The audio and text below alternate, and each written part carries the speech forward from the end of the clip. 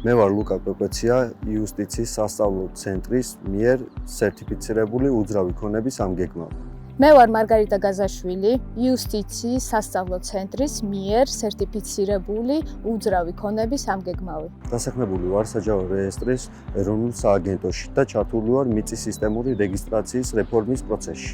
იუსტიციის სასწავლო ცენტრში გავიარე უძრავი ნივთის საკადასტრო აგეგმვითი აზომვითი სამუშაოების შესრულებაზე უფლებამოსილ პირთა ამზოველთა სასწავლო კურსი. 2 კვირის განმავლობაში გავდიოდი როგორც თეორიულ, ისე პრაქტიკულ სწავლებას.